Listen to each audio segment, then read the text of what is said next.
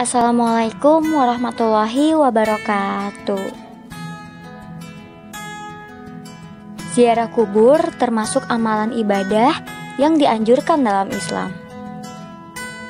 Dengan melakukan ziarah kubur, diharapkan agar kita bisa mempersiapkan bekal kehidupan akhirat. Karena tujuan ini, maka ziarah kubur dianjurkan tidak hanya untuk laki-laki saja, tapi juga perempuan. Ketika kita berziarah, umumnya kita duduk. Jarang seseorang berziarah dalam keadaan berdiri, kecuali tempatnya sempit. Jadi sebenarnya, ketika kita berziarah ke kuburan, lebih baik duduk atau berdiri. Tujuan utama kita dianjurkan untuk melakukan ziarah kubur adalah agar kita bisa mendoakan mayit dengan mendoakan keselamatan, membaca surat Yasin, dan lainnya. Selama hal ini bisa dilakukan dengan baik, maka tidak masalah kita melakukannya dengan keadaan berdiri, duduk, atau bahkan sambil berjalan. Ketika kita berziarah ke kuburan, kita boleh memilih apakah mau duduk, berdiri, atau berjalan. Tidak ada yang lebih baik antara duduk, berdiri, atau jalan. Selain kesempurnaan mendoakan terhadap mayit,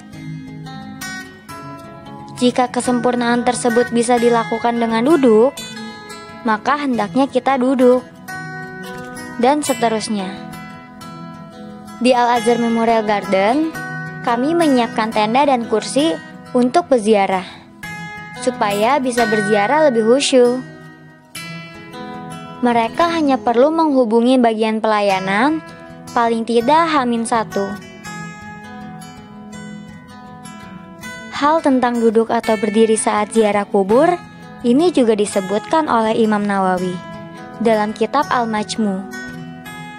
Dalam hadis sebagai berikut, yang artinya, ulama kami atau ulama Syafi'iyah berkata, disunahkan bagi peziarah untuk mengucapkan salam pada ahli kubur, mendoakan mayit yang hendak diziarahi, dan juga semua ahli kubur. Yang paling utama adalah salam dan doa yang sudah ada dalam hadis Nabi Muhammad SAW, dan disunahkan membaca Al-Quran, dan setelah itu berdoa.